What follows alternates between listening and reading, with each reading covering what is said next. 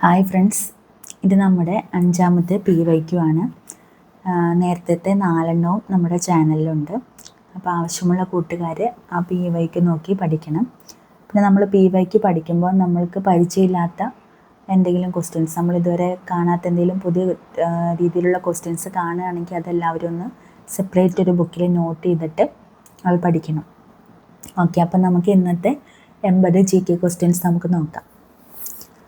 ഇന്ത്യയുടെ ഭാവി നിർണ്ണയിക്കുന്നത് ഇന്ത്യയുടെ ക്ലാസ് മുറികളിലാണ്. ഈ പ്രസ്താവന ആരുമായി ബന്ധപ്പെട്ടിരിക്കുന്നു? Doctor DS Kothari. ഈ കോത്താരി കമ്മീഷനെ കുറിച്ച് നമ്മൾ കഴിഞ്ഞ ഒരു ക്വസ്റ്റ്യൻ പേപ്പർ ചെയ്തപ്പോൾ നമ്മൾ പഠിച്ചിട്ടുണ്ടായിരുന്നു. എന്താണ്? 10+2+3 എന്ന മോഡൽ കൊണ്ടുവന്നത് ഡോക്ടർ TS കോത്താരിയാണ്. അപ്പോൾ ഇന്ത്യയുടെ ഭാവി നിർണ്ണയിക്കുന്നത് ഇന്ത്യയുടെ ക്ലാസ് മുറികളിലാണ്. ഈ പ്രസ്താവന ആരുമായി ബന്ധപ്പെട്ടിരിക്കുന്നു? Doctor TS കോത്താരിയാണ്. അതേപോലെ എന്താണ് +2 തൊഴിലധിഷ്ഠിത വിദ്യാഭ്യാസം കൊണ്ടുവരണം എന്നൊക്കെ പറഞ്ഞതും ഈ ഡോക്ടർ TS കോത്താരിയാണ്. അപ്പോൾ ഇന്ത്യയുടെ ഭാവി നിർണ്ണയിക്കുന്നത് ഇന്ത്യയുടെ ക്ലാസ് മുറികളിലാണ്. ഈ പ്രസ്താവന ആരുമായി ബന്ധപ്പെട്ടിരിക്കുന്നു? Doctor DS Kothari. ലോകമെമ്പാടും മനുഷ്യാവകാശ ദിനമായി ആചരിക്കുന്നത് ഡിസംബർ 10. ഡിസംബർ 10 മനുഷ്യാവകാശ ദിനമായിട്ട് ലോകമെമ്പാടും ആചരിക്കുന്നത്. ഫ്രാൻസ് തുമ്മിയാൽ യൂറോപ്പിനാകെ ജലദോഷം പിടിക്കും. ആരുടെ അഭിപ്രായമാണിത്? മെറ്റേർണിക്കിൻ്റെ അഭിപ്രായമാണ്. ഫ്രാൻസ് തുമ്മിയാൽ യൂറോപ്പിനാകെ ജലദോഷം പിടിക്കും. ആരുടെ അഭിപ്രായമാണിത്? മെറ്റേർണിക്. ആരാണ്? മെറ്റേർണിക്. ഫ്രാൻസ് തുമ്മിയാൽ യൂറോപ്പിനാകെ ജലദോഷം പിടിക്കും. കടത്തനാടൻ സിംഹം എന്നറിയപ്പെടുന്ന കേരള നവോത്ഥാന നായകനാണ് കുറുളി ചേകോൻ. ആരാണ്? കുറുളി ചേകോൻ. കടത്തനാടൻ സിംഹം, അത് പുതിയ ഒരു ഇതാണ് നമുക്ക്. അപ്പോൾ കടത്തനാടൻ സിംഹം എന്നറിയപ്പെടുന്ന കേരള നവോത്ഥായകൻ ആരാന്ന് ചോദിച്ചു കഴിഞ്ഞാൽ കുറുളി ചേകോനാണ്. നമ്മൾ സാധാരണ പഠിക്കുന്ന സമയത്ത് വാഗ്ഭടാനത്തിനും ശ്രീനാരായണ ഗുരു അയ്യങ്കാളിയൊക്കെ നമ്മൾ പഠിക്കുന്നതാണ്. പക്ഷേ ഈ ഒരാളെക്കുറിച്ച് നമ്മൾ ആദ്യമായിട്ടാണ് കേൾക്കുന്നത്. അപ്പോൾ ഈ ഒരു ക്വസ്റ്റ്യൻ എല്ലാവരും നോട്ട് ചെയ്ത് വെക്കണം. എന്താണ്? കടത്തനാടൻ സിംഹം എന്നറിയപ്പെടുന്ന കേരള നവോത്ഥാന നായകനാണ് കുറുളി ചേകോൻ. രാജ്യത്തെ ആദ്യത്തെ സമ്പൂർണ്ണ ഡിജിറ്റൽ കോടതി കേരളത്തിലെ ഏത് ജില്ലയിലാണ് ആരംഭിച്ചത്? കൊല്ലം ജില്ലയിലാണ് ആരംഭിച്ചത്. രാജ്യത്തെ ആദ്യത്തെ സമ്പൂർണ്ണ ഡിജിറ്റൽ കോടതി, രാജ്യത്തെ തന്നെ, കേരളത്തിലെ അല്ല, രാജ്യത്തെ ആദ്യത്തെ സമ്പൂർണ്ണ ഡിജിറ്റൽ കോടതി കേരളത്തിലെ ഏത് ജില്ലയിലാണ് ആരംഭിച്ചത്? കൊല്ലം ജില്ലയിൽ. ഗ്രീനിച്ച് സമയം 2 PM ആകുമ്പോൾ ഇന്ത്യയിലെ സമയം എത്ര? 7:30 PM ആയിരിക്കും. അതായത് ഗ്രീനിച്ച് സമയത്തെക്കാളും 5.5 മണിക്കൂർ മുന്നിലാണ് ഇന്ത്യൻ സമയം. അപ്പോൾ ഗ്രീനിച്ച് സമയം 2 PM ആകുമ്പോൾ ഇന്ത്യയിലെ സമയം എത്രയായിരിക്കും? 5.5 PM കൂടുതലായിരിക്കും. അപ്പോൾ 5.5 മണിക്കൂർ കൂടുതലായിരിക്കും. അപ്പോൾ എത്രയായിരിക്കും? 7.5 PM. താഴെ പറയുന്നവയിൽ ധനനയവുമായി ബന്ധപ്പെട്ട് ശരിയായ പ്രസ്താവന ഏത്?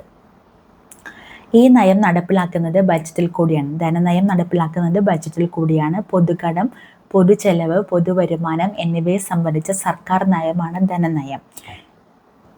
ധനനയത്തിൻ്റെ ലക്ഷ്യങ്ങളിൽ ഒന്നാണ് അനാവശ്യ ചെലവുകൾ നിയന്ത്രിക്കുക. അപ്പോൾ ഇതെല്ലാം ധനനയവുമായി ബന്ധപ്പെട്ട ശരിയായ പ്രസ്താവനകളാണ്. അപ്പോൾ എന്താണ്? ഈ നയം നടപ്പിലാക്കുന്നത് ബജറ്റിൽ കൂടിയാണ്. ഏത് നയം? ധനനയം. പൊതുകടം, പൊതുചെലവ്, പൊതുവരുമാനം എന്നിവയെ സംബന്ധിച്ച സർക്കാർ നയം.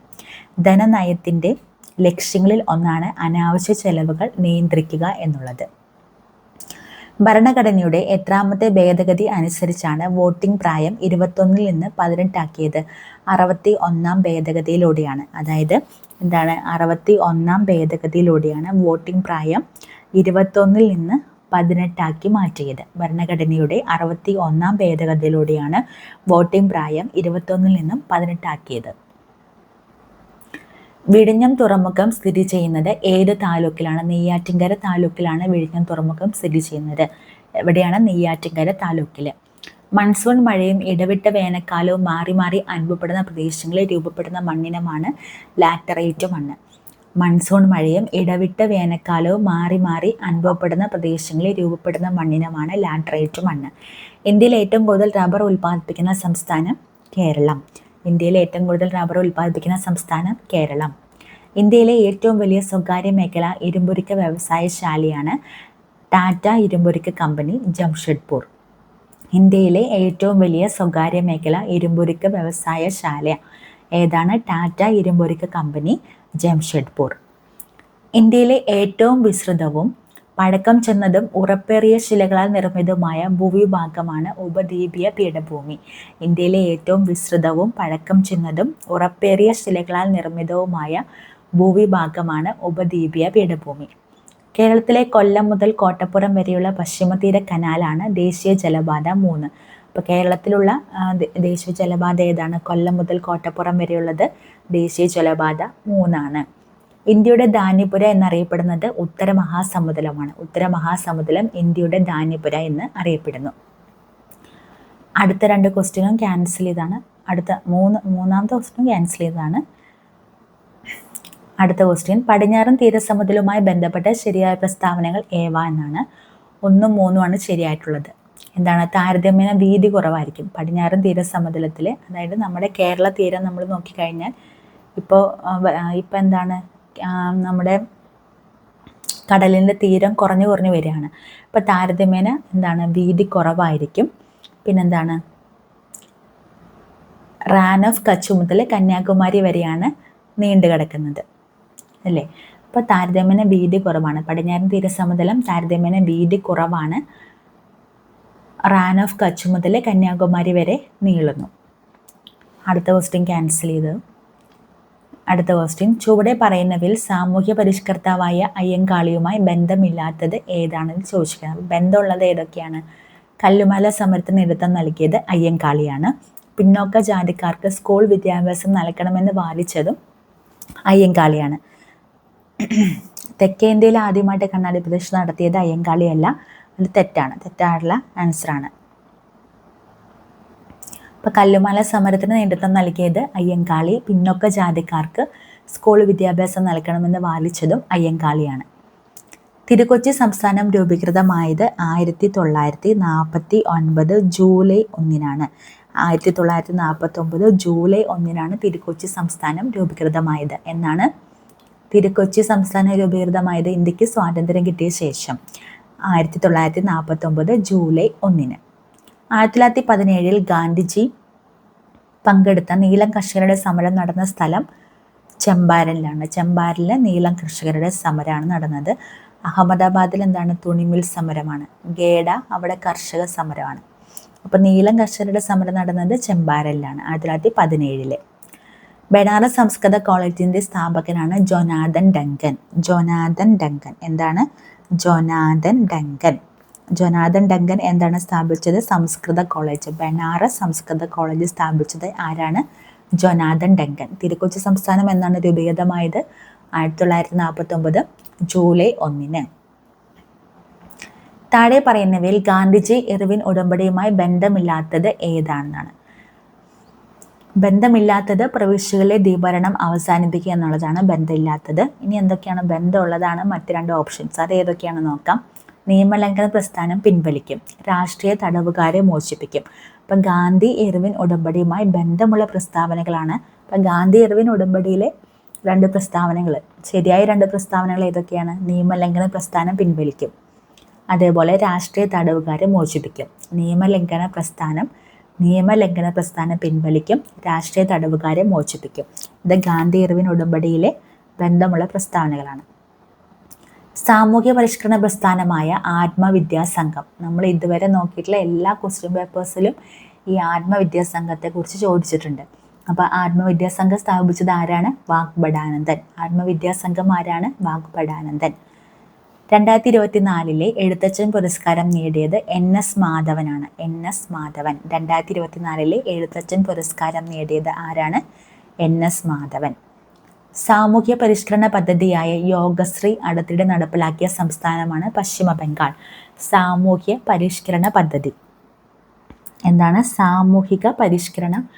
സാമൂഹ്യ പരിഷ്കരണ പദ്ധതിയാണ് യോഗശ്രീ. അത് നടപ്പിലാക്കിയത് പശ്ചിമ ബംഗാളിലാണ് യോഗശ്രീ നടപ്പിലാക്കിയത്. ആധുനിക തിരുവിതാംകൂറിൻ്റെ സ്ഥാപകൻ എന്ന് വിളിക്കുന്നത് ആരെയാണ്? മാർത്താണ്ഡവർമ്മേനെയാണ് ആധുനിക തിരുവിതാംകൂറിൻ്റെ സ്ഥാപകൻ എന്ന് വിളിക്കുന്നത്. 2024 സാഹിത്യത്തിനുള്ള നോബൽ സമ്മാനം ലഭിച്ചത് ആർക്കാണ്? Han Kang. ആർക്കാണ്? 2024 സാഹിത്യത്തിനുള്ള നോബൽ സമ്മാനം, സാഹിത്യം ആർക്കാണ് കിട്ടിയത്? ഹാൻ കാങ്ങിനാണ് കിട്ടിയത്. Han Kang. താഴെ പറയുന്നവയിൽ ഇന്ത്യൻ ഭരണഘടനയിൽ നിലവിലുള്ള മൗലിക അവകാശങ്ങളുടെ പട്ടികയിൽ ഉൾപ്പെടാത്തത്. സ്വത്തവകാശമാണ് ഉൾപ്പെടാത്തത്. അത് നമ്മൾ നമ്മുടെ മൗലികാവകാശങ്ങളുടെ പട്ടികയിൽ നിന്ന് നമ്മൾ മാറ്റി അല്ലേ. ഇപ്പോൾ ചൂഷണത്തിനെതിരെയുള്ള അവകാശമുണ്ട്, മതസ്വാതന്ത്ര്യത്തിനുള്ള അവകാശമുണ്ട്, സ്വാതന്ത്ര്യത്തിനുള്ള അവകാശമുണ്ട്. ഇതൊക്കെ നമ്മുടെ മൗലിക അവകാശങ്ങളാണ്. പക്ഷേ സ്വത്തവകാശം എന്നുള്ളത് അതൊരു മൗലിക അവകാശമല്ല അല്ലേ. ഇപ്പം അത് ഒരു മൗലിക അവകാശമല്ല. ഇന്ത്യൻ ഭരണഘടനയിൽ മൗലിക കടമകൾ എന്ന ആശയം ഉൾപ്പെടുത്തിയത് ഏത് രാജ്യത്തിൻ്റെ ഭരണഘടനയിൽ നിന്നാണ്? സോവിയറ്റ് യൂണിയൻ്റെയാണ്. മൗലിക കടമകളെ ഉൾപ്പെടുത്തിയത് സോവിയറ്റ് യൂണിയൻ്റെ ഭരണഘടനയിൽ നിന്നാണ്. സോവിയറ്റ് യൂണിയൻ്റെ ഭരണഘടനയിൽ നിന്നാണ്. അപ്പോൾ ഇന്ത്യൻ ഭരണഘടനയിൽ മൗലിക കടമകൾ എന്ന ആശയം ഉൾപ്പെടുത്തിയത് സോവിയറ്റ് യൂണിയൻ്റെ ഭരണഘടനയിൽ നിന്നാണ്. താഴെ പറയുന്നവയിൽ ഇന്ത്യയുടെ ദേശീയ ഗാനവുമായി ബന്ധപ്പെട്ട തെറ്റായ പ്രസ്താവനകൾ ഏത്? ഈ കൊടുത്തിരിക്കുന്നതെല്ലാം തെറ്റായ പ്രസ്താവനകളാണ്. ദേശീയ ഗാനം ജനഗണമനയുടെ ദൈർഘ്യം എന്ന് പറയുന്നത് 52 സെക്കൻഡാണ്. അപ്പോൾ ദേശീയ ഗാനം ആലപിക്കാൻ വേണ്ടിയിട്ട് എത്ര സമയമാണ് വേണ്ടുന്നത്? 52 സെക്കൻഡാണ് ആവശ്യമായിട്ടുള്ളത്. 52 സെക്കൻഡാണ് ആവശ്യമായിട്ടുള്ളത്. അതേപോലെ ഏത് ഭാഷയിലാണ് എഴുതിയത്? ബംഗാളി ഭാഷയിലാണ് എഴുതിയത്. ക്രിസ്തുരൂപം ആലപിക്കാൻ വേണ്ടിയിട്ട് 20 സെക്കൻഡാണ് ആവശ്യമുള്ളത്. 1911 കൊൽക്കത്ത സമ്മേളനത്തിലാണ് ആദ്യമായിട്ട് അത് ആലപിച്ചത് ആരാണ്? സരളാദേവി ചൗധറാണിയാണ് ആദ്യമായിട്ട് ആലപിക്കുന്നത്. ജനഗണമനയുടെ ഇംഗ്ലീഷ് പരിഭാഷയാണ് മോർണിംഗ് സോങ് ഓഫ് ഇന്ത്യ എന്നുള്ളത്. അതേപോലെ ജനഗണമന ശങ്കരാഭരണം എന്ന രാഗത്തിലാണ് എഴുതിയിരിക്കുന്നത്. സംഗീതം നൽകിയിരിക്കുന്നത് റാം സിംഗ് താക്കൂറാണ്. ജനഗണമനയിലെ ജയ എന്നുള്ളൊരു വാക്ക് 10 തവണ ആവർത്തിക്കപ്പെടുന്നുണ്ട്. അപ്പോൾ ഈ ജനഗണമന ചിട്ടപ്പെടുത്താനും അത് ഇംഗ്ലീഷിലേക്ക് തർജ്ജമ ചെയ്യാനും ടാഗോറിനെ സഹായിച്ചത് മാർഗരറ്റ് കസിൻസ് എന്ന് പറഞ്ഞ വ്യക്തിയാണ്. മാർഗരറ്റ് കസിൻസ് ആണ് സഹായിച്ചത്. ഇനി ഇന്ത്യയിലെ മുഖ്യ വിവരാവകാശ കമ്മീഷണറെ നിയമിക്കുന്നത് രാഷ്ട്രപതിയാണ്. ഇന്ത്യയിലെ മുഖ്യ വിവരാവകാശ കമ്മീഷണറെ നിയമിക്കുന്നത് ആരാണ്? രാഷ്ട്രപതിയാണ്. താഴെ പറയുന്നവയിൽ ദേശീയ മനുഷ്യാവകാശ കമ്മീഷനുമായി ബന്ധപ്പെട്ട ശരിയായ പ്രസ്താവനകൾ ഏത്? ശരിയായിട്ടുള്ളത് മാത്രം നമുക്ക് നോക്കാം. 1993 protection of human rights act അനുസരിച്ചാണ് ദേശീയ മനുഷ്യാവകാശ കമ്മീഷൻ നിലവിൽ വന്നത്. 1993 protection of human rights act 1993 protection of human right acts പ്രകാരം അനുസരിച്ചാണ് ദേശീയ മനുഷ്യാവകാശ കമ്മീഷൻ നിലവിൽ വന്നത്. ദേശീയ മനുഷ്യാവകാശ കമ്മീഷൻ്റെ ആസ്ഥാനം എവിടെയാണ്? ന്യൂഡൽഹിയിലാണ്. ദേശീയ മനുഷ്യാവകാശ കമ്മീഷൻ്റെ ആസ്ഥാനം ന്യൂഡൽഹിയാണ്. 1993 protection of human rights act അനുസരിച്ചാണ് ദേശീയ മനുഷ്യാവകാശ കമ്മീഷൻ നിലവിൽ വന്നത്.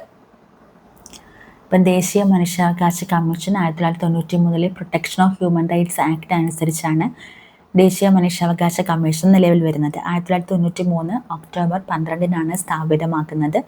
ദേശീയ മനുഷ്യാവകാശ കമ്മീഷൻ എന്ന് പറയുന്നത് ഒരു സ്റ്റാറ്റ്യൂട്ടറി ബോഡിയാണ്. അതേപോലെ ദേശീയ മനുഷ്യാവകാശ കമ്മീഷൻ്റെ ആസ്ഥാനം എവിടെയാണ്? ന്യൂഡൽഹിയിലാണ്. ഇന്ത്യൻ ഭരണഘടനയിലെ ചില വകുപ്പുകളും അവയുടെ വിവരണവും നൽകിയിരിക്കുന്നത് ചേരുംപടി ചേർക്കുക. തൊട്ടുകൂടായ്മ നിർത്തലാക്കൽ വകുപ്പ് 17 തൊട്ടുകൂടായ്മ നിർത്തലാക്കൽ ആർട്ടിക്കിൾ 17 പറയുന്നത്. ജീവൻ്റെയും വ്യക്തി സ്വാതന്ത്ര്യത്തിൻ്റെയും സംരക്ഷണം ആർട്ടിക്കിൾ 21 വിദ്യാഭ്യാസത്തിനുള്ള അവകാശം ആർട്ടിക്കിൾ 21A. ഇന്ത്യൻ ഭരണഘടനയുടെ ഹൃദയവും ആത്മാവും ഏതാണ്? വകുപ്പ് 32. അപ്പോൾ തൊട്ടുകൂടായ്മ നിർത്തലാക്കൽ വകുപ്പ് 17, ജീവൻ്റെയും വ്യക്തി സ്വാതന്ത്ര്യത്തിൻ്റെയും സംരക്ഷണം വകുപ്പ് 21, വിദ്യാഭ്യാസത്തിനുള്ള അവകാശം വകുപ്പ് 21A, ഇന്ത്യൻ ഭരണഘടനയുടെ ഹൃദയവും ആത്മാവും വകുപ്പ് 32. ഇന്ത്യയിലെ ഭാഷാടിസ്ഥാനത്തിൽ സംസ്ഥാനങ്ങൾ രൂപീകരിക്കുന്നതിനായി നിയോഗിക്കപ്പെട്ട സംസ്ഥാന പുനഃസംഘടനാ കമ്മീഷൻ്റെ അധ്യക്ഷൻ ആരായിരുന്നു? ഫസൽ അലി. ഇതും റിപ്പീറ്റഡ് ആയിട്ടുള്ള ക്വസ്റ്റ്യൻ ആണ്. ഇന്ത്യയിൽ ഭാഷാടിസ്ഥാനത്തിൽ സംസ്ഥാനങ്ങൾ രൂപീകരിക്കുന്നതിനായി നിയോഗിക്കപ്പെട്ട സംസ്ഥാന പുനഃസംഘടനാ കമ്മീഷൻ്റെ അധ്യക്ഷൻ ആരായിരുന്നു എന്ന് ചോദിച്ചു കഴിഞ്ഞാൽ ഫസൽ അലിയാണ്. പൊതു സ്വഭാവമുള്ള നിർവഹണത്തിൽ ഏർപ്പെട്ടിട്ടുള്ളവർ നിയമപരമായി നിർവഹിക്കേണ്ട ഒരു കടമ നിറവേറ്റുന്നതിൽ വീഴ്ച വരുത്തിയാൽ തങ്ങളുടെ കർത്തവ്യം നിയമാനുസരണം നിർവഹിക്കണമെന്ന് ആജ്ഞാപിച്ചുകൊണ്ട് സുപ്രീം കോടതി പുറപ്പെടുവിക്കുന്ന റിട്ടാണ് മാൻഡമസ്. സുപ്രീം കോടതി പുറപ്പെടുവിക്കുന്ന റിട്ടാണ് മാൻഡമസ്. എന്താണ് സുപ്രീം കോടതി? അതായത് പൊതു സ്വഭാവമുള്ള കൃത്യനിർവഹണത്തിൽ ഏർപ്പെട്ടിട്ടുള്ളവർ നിയമപരമായി നിർവഹിക്കേണ്ട ഒരു കടമ നിറവേറ്റുന്നതിൽ വീഴ്ച വരുത്തിയാൽ തങ്ങളുടെ കർത്തവ്യം നിയമാനുസരണം നിർവഹിക്കണമെന്ന് ആജ്ഞാപിച്ചുകൊണ്ട് സുപ്രീം കോടതി പുറപ്പെടുവിക്കുന്ന റിട്ടാണ് മാൻഡമസ് എന്നുള്ളത്. റിട്ടുകൾ പുറപ്പെടുവിക്കാനുള്ള അധികാരം സുപ്രീം കോടതിക്കും ഹൈക്കോടതിക്കും മാത്രമാണുള്ളത്. അപ്പോൾ കൃത്യനിർവഹണത്തിൽ അത് അവരുടെ കർത്തവ്യം നിയമാനുസരണം നിർവഹിക്കണമെന്ന് ആജ്ഞാപിച്ചുകൊണ്ട് ഉത്തരവിടുന്നതാണ് മാൻഡമസ് എന്ന് പറയുന്നത്. ഇന്ത്യയുടെ ദേശീയ ഗീതം രചിച്ചത് ആരാണ്? ബങ്കിം ചന്ദ്ര ചാറ്റർജിയാണ് ഇന്ത്യയുടെ ദേശീയ ഗീതം രചിച്ചത്. ബങ്കിം ചന്ദ്ര ചാറ്റർജി. ഇന്ത്യൻ ഭരണഘടനയുടെ 8ാം പട്ടിക അനുസരിച്ച് നിലവിലുള്ള ഔദ്യോഗിക ഭാഷകളുടെ എണ്ണം 22ആണ്. അപ്പോൾ 8ാം പട്ടിക അനുസരിച്ചിട്ട് 22 ഭാഷകളാണ് നിലവിലുള്ളത്. കേരളത്തിൻ്റെ ഔദ്യോഗിക മത്സ്യം എന്ന് അറിയപ്പെടുന്നത് കരിമീനാണ്. കേരളത്തിലാക്കിയുള്ള രാജ്യസഭാ സീറ്റുകളുടെ എണ്ണം എത്രയാണ്? 9 രാജ്യസഭാ സീറ്റുകളാണ് ഉള്ളത്. കേരള സംസ്ഥാന വൈദ്യുതി വകുപ്പ് മന്ത്രി ആരാണ്? കെ കൃഷ്ണൻകുട്ടി. കേരള സംസ്ഥാന വൈദ്യുതി വകുപ്പ് മന്ത്രി ആരാണ്? കെ കൃഷ്ണൻകുട്ടിയാണ്. കേരളത്തിൽ കിഴക്കോട്ടൊഴുകുന്ന നദികളുടെ എണ്ണത്തിലാണ് 3 നദികൾ കിഴക്കോട്ടൊഴുകുന്നുണ്ട്. ആകെ മൊത്തം എത്ര നദികളാണുള്ളത്? 44 നദികളാണുള്ളത്. അതിൽ 3 നദികൾ കിഴക്കോട്ടൊഴുകുന്നു. കിഴക്കോട്ടൊഴുകുന്ന 3 നദികളാണുള്ളത്. അടുത്ത ക്വസ്റ്റ്യൻ ക്യാൻസലാണ്. സൈലന്റ് വാലി സ്ഥിതി ചെയ്യുന്ന ജില്ല പാലക്കാട് ജില്ലയിലാണ് സൈലന്റ് വാലി സ്ഥിതി ചെയ്യുന്നത്. കേരള സംസ്ഥാന കായിക വകുപ്പ് മന്ത്രി ആരാണ്? ബി അബ്ദുറഹിമാനാണ് കായിക വകുപ്പ് മന്ത്രി. കൃഷ്ണൻകുട്ടിയാണ് എന്ത്? കെ കൃഷ്ണൻകുട്ടിയാണ് വൈദ്യുതി വകുപ്പ് മന്ത്രി. കായിക മന്ത്രി ബി അബ്ദുറഹിമാൻ. ഇതിപ്പോൾ 2025 ക്വസ്റ്റ്യൻ പേപ്പറാണ്. അതുകൊണ്ട് ഇപ്പോഴും ഇത് തന്നെയാണ് നിലവിലുള്ളത്. ചട്ടമ്പി സ്വാമികൾ ജനിച്ച കേരളത്തിലെ ജില്ല തിരുവനന്തപുരം ജില്ലയിലാണ് ചട്ടമ്പി സ്വാമികൾ ജനിച്ചത്. ചട്ടമ്പി സ്വാമികൾ ജനിച്ചത് എവിടെയാണ്? തിരുവനന്തപുരം ജില്ലയിൽ. അയ്യങ്കാളി ജനിച്ചത് എന്നാണ്? 1863 ഓഗസ്റ്റ് 28-നാണ് അയ്യങ്കാളി ജനിക്കുന്നത്. അയ്യങ്കാളി ജനിച്ചത് എന്നാണ്? 1863 ഓഗസ്റ്റ് 28. 1863 ഓഗസ്റ്റ് 28-നാണ് അയ്യങ്കാളി ജനിക്കുന്നത്. ചട്ടമ്പി സ്വാമികൾ ജനിച്ചത് തിരുവനന്തപുരം ജില്ലയിൽ. ഇ വി രാമസ്വാമി നായ്ക്കർ സ്മാരകം സ്ഥിതി ചെയ്യുന്നത് എവിടെയാണ്? വൈക്കത്താണ് ഇ വി രാമസ്വാമി നായ്ക്കരുടെ സ്മാരകം സ്ഥിതി ചെയ്യുന്നത്. വൈക്കം. ഇ വി രാമസ്വാമി നായ്ക്കരുടെ സ്മാരകം സ്ഥിതി ചെയ്യുന്നത് വൈക്കം. താഴെ പറയുന്നവരിൽ വേറിട്ട് നിൽക്കുന്ന സാമൂഹ്യ പരിഷ്കർത്താവ് ആര്? വി.ടി. ഭട്ടതിരിപ്പാട്, ഏലിയാസ് ചവറ, വൈകുണ്ഠ സ്വാമികൾ. ഇതിൽ മഹാദേവ ഗോവിന്ദ റാനഡെയാണ് വേറിട്ട് നിൽക്കുന്നത്. ബാക്കി എല്ലാവരും കേരളത്തിലെ സാമൂഹ്യ പരിഷ്കർത്താക്കളാണ്. വി.ടി. ഭട്ടതിരിപ്പാടാണെങ്കിലും ഏലിയാസ് ചവറയാണെങ്കിലും വൈകുണ്ഠ സ്വാമികളാണെങ്കിലും. സംസ്ഥാന പുനഃസംഘടനാ കമ്മീഷനിൽ അംഗമായിരുന്ന മലയാളിയാണ് കെ എം പണിക്കർ. ഇത് ഭാഷാടിസ്ഥാനത്തിൽ സംസ്ഥാനങ്ങളെ വേർതിരിക്കുന്നതിലാണ് വി പി മേനോൻ വരുന്നത്.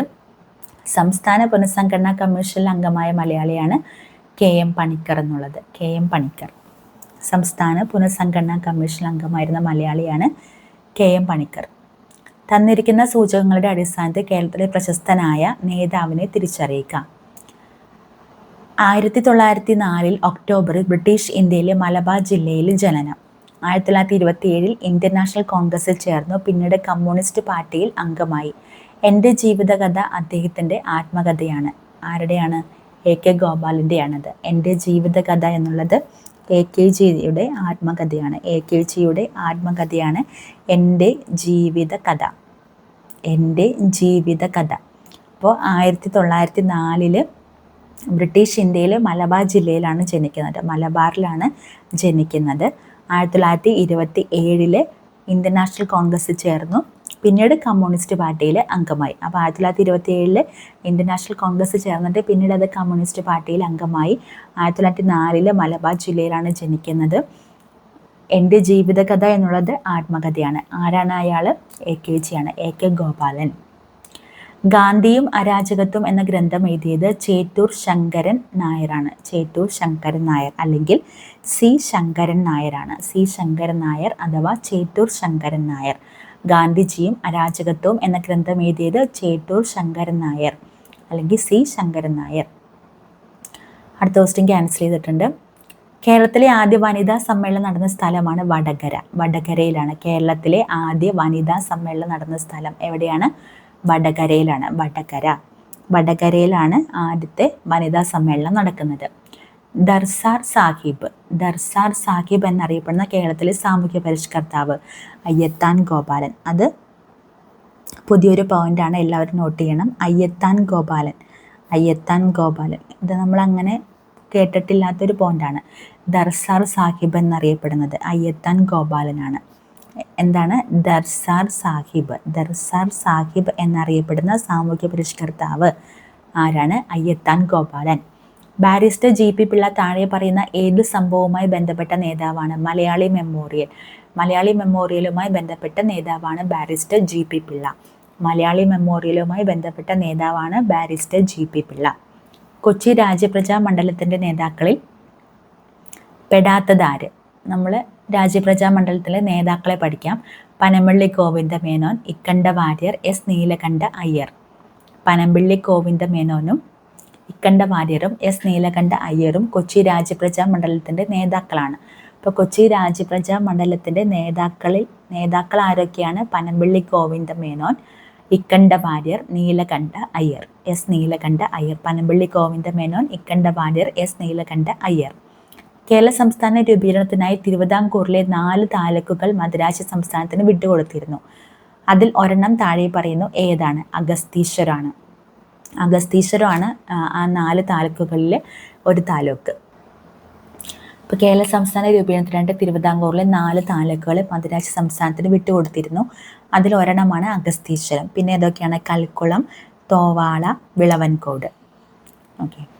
വൈറ്റമിൻ എയുടെ ലഭ്യത കുറയുമ്പോൾ ഉണ്ടാക്കുന്ന ഒരു രോഗമാണ് നിശാന്തത. നിശാന്തത എന്നുള്ളത് വൈറ്റമിൻ എയുടെ കുറവ് മൂലം ഉണ്ടാകുന്ന രോഗമാണ് നിശാന്തത. താഴെ പറയുന്നവയിൽ ജീവിതശൈലി രോഗം അല്ലാത്തത് ഏത്? ഹീമോഫീലിയ ഒരു ജനിതക രോഗമാണ്. പ്രമേഹം, ഫാറ്റി ലിവർ, പക്ഷാഘാതമൊക്കെ ജീവിതശൈലി രോഗങ്ങൾക്ക് ഉദാഹരണമാണ്. നിശബ്ദ വസന്തം, സൈലന്റ് സ്പ്രിംഗ് എന്ന പുസ്തകത്തിൻ്റെ രചയിതാവാണ് റേച്ചൽ കേഴ്സൺ. നിശബ്ദ വസന്തം അല്ലെങ്കിൽ സൈലന്റ് സ്പ്രിംഗ് എന്ന പുസ്തകത്തിൻ്റെ രചയിതാവ് ആരാണ്? Rachel Carson. താഴെ പറയുന്നവയിൽ വന്യജീവി സങ്കേതത്തിന് ഉദാഹരണമാണ് പെരിയാർ വന്യജീവി സങ്കേതം. ഇരവികുളം, നീലഗിരി, സൈലന്റ് വാലി ഒക്കെ നാഷണൽ പാർക്കുകളാണ്. Eravikulam national park. വന്യജീവി സങ്കേതത്തിന് ഉദാഹരണമാണ് പെരിയാർ. മനുഷ്യ ശരീരത്തിലെ ഏറ്റവും കാഠിന്യമുള്ള പദാർത്ഥമാണ് ഇനാമൽ എന്നുള്ളത്. മനുഷ്യ ശരീരത്തിലെ ഏറ്റവും കാഠിന്യമുള്ള പദാർത്ഥമാണ് ഇനാമൽ. ഏതിനും ശ്വേതരക്താണുക്കളുടെ ജനിതക സംവിധാനം ഉപയോഗിച്ചാണ് എയ്ഡ്സിന് കാരണമായ HIV വൈറസ് പെരുകുന്നത്? ലിംഫോസൈറ്റ് ആണ്. ഏതിനും ശ്വേതരക്താണുക്കളുടെ ജനിതക സംവിധാനം ഉപയോഗിച്ചാണ് എയ്ഡ്സിന് കാരണമായിട്ടുള്ള HIV വൈറസ് പെരുകുന്നത്? ലിംഫോസൈറ്റ് ആണ്. എയ്ഡ്സ് രോഗാണുക്കൾ ലിംഫോസൈറ്റിനെയാണ് ബാധിക്കുന്നത്. ലിംഫോസൈറ്റ് എന്നിട്ട് അതിൻ്റെ ജനിതക സംവിധാനം ഉപയോഗിച്ചിട്ടാണ് അവർ ശരീരത്തിൽ വൈറസ് പെരുകുന്നത്. മനുഷ്യ ശരീരത്തിൽ യൂറിയയുടെ നിർമ്മാണം നടക്കുന്നത് എവിടെയാണ്? കരളിൽ വെച്ചിട്ടാണ് മനുഷ്യ ശരീരത്തിലെ യൂറിയയുടെ നിർമ്മാണം നടക്കുന്നത്, കരളിൽ വെച്ച്. കേരള കാർഷിക സർവകലാശാല വികസിപ്പിച്ചെടുത്ത പാവലിൻ്റെ ഇനമാണ് പ്രിയങ്ക എന്നുള്ളത് പാവലിൻ്റെ ഇനമാണ് പ്രിയങ്ക. അന്താരാഷ്ട്ര ചെറുധാന്യ വർഷമായി ആഘോഷിച്ചത് 2023 അന്താരാഷ്ട്ര ചെറുധാന്യ വർഷമായി ആഘോഷിച്ചത് എന്നാണ് 2023. സർക്കാർ പൊതുജനാരോഗ്യ പദ്ധതിയായ കാരുണ്യ ആരോഗ്യ സുരക്ഷാ പദ്ധതി പ്രകാരം ദരിദ്രരും ദുർബലരുമായ കുടുംബങ്ങൾക്ക് ചികിത്സയ്ക്കായി പ്രതിവർഷം അനുവദിച്ചിട്ടുള്ള തുക 5 ലക്ഷമാണ്. പ്രതിവർഷം 5 ലക്ഷം രൂപ. ഏതാണ്? കാരുണ്യ ആരോഗ്യ സുരക്ഷാ പദ്ധതി. കാരുണ്യ ആരോഗ്യ സുരക്ഷാ പദ്ധതിയുടെ കീഴിലാണത്. അപ്പോൾ സർക്കാരിൻ്റെ പൊതുജനാരോഗ്യ പദ്ധതിയാണ് കാരുണ്യ ആരോഗ്യ സുരക്ഷാ പദ്ധതി. അതുപ്രകാരം ദരിദ്രരും ദുർബലരുമായ കുടുംബങ്ങൾക്ക് ചികിത്സയ്ക്കായി പ്രതിവർഷം അനുവദിച്ചിട്ടുള്ള തുകയാണ് 5 ലക്ഷം. പ്രവൃത്തി സംഭവിക്കുന്ന ചില സന്ദർഭങ്ങൾ നൽകിയിരിക്കുന്നു. ഒരു കല്ല് മുകളിലേക്ക് എറിയുമ്പോൾ ഭൂഗുരുത്വാകർഷണ ബലം കല്ലിൽ ചെയ്യുന്ന പ്രവൃത്തി. തെങ്ങിൽ നിന്ന് തേങ്ങ താഴേക്ക് വീഴുമ്പോൾ ഭൂഗുരുത്വാകർഷണം ചെയ്ത പ്രവൃത്തി. ഒരു കല്ല് മുകളിലേക്ക് എറിയുമ്പോൾ നാം പ്രയോഗിക്കുന്ന ബലം കല്ലിൽ ചെയ്യുന്ന പ്രവൃത്തി.